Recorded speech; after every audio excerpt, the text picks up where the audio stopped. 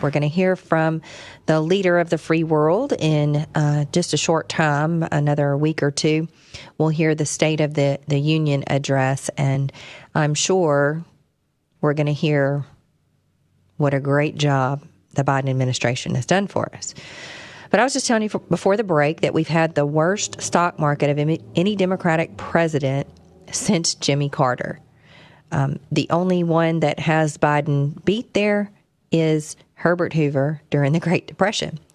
So while stock performance under the Biden administration has been subpar, his record on economic growth appears to be a little bit better. The economy, the GDP, the growth of our economy in the first year of his presidency grew 5.7%. The first look at GDP for 2022 that we just got out this week indicates that the economy grew at 2.1% during 2022. So it'll be interesting to see how he spends that. But let me put that in perspective for you, because he took great victory laps over a 5.7% GDP last year. But that number wasn't because of anything he did. We saw growth in an economy that was shut down completely because of COVID, and we saw it reopen and come back with a vengeance.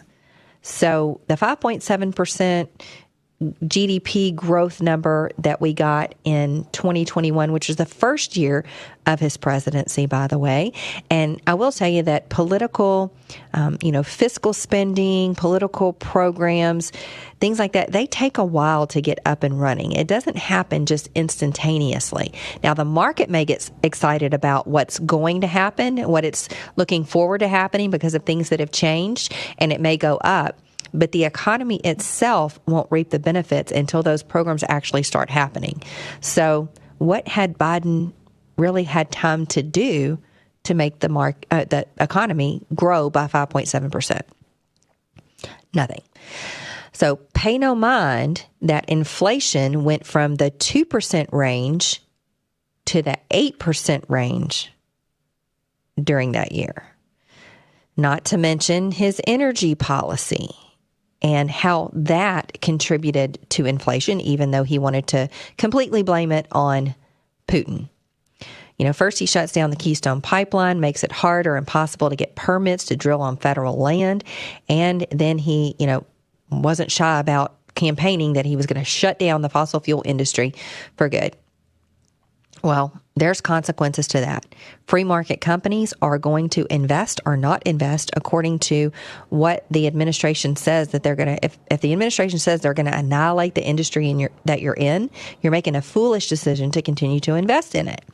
Then he goes and begs the Saudis and Venezuela for more oil, drains the SPR before allowing oil to be taken out of our ground, sells some of it to China, by the way. Just brilliant.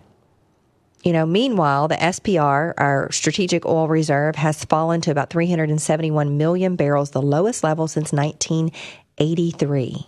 It's 40% lower than when he took office. The SPR was established and created to mitigate the impacts of future severe energy supply disruptions, not to win an election. Now the Republicans are trying to put a stop to it. They're hoping to pass some laws, which Biden is threatening to veto to put some restrictions on what a president can do with SPR releases. So the reason that Biden even cared about gas prices was because there was an election last year. And now that the Republicans are in charge of the House, Biden is going to blame the rising gas prices that are coming on Republicans. Funny how that's just going to work out for him.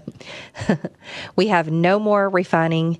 The prices are going to rise because we aren't drilling much here. We have no more refining capacity. We're maxed out. It takes time to build that. China is reopening and OPEC has been cutting. So Republicans are trying to put some limits on what the president can do. Doubt that they'll get anywhere with it because he's threatening to veto it.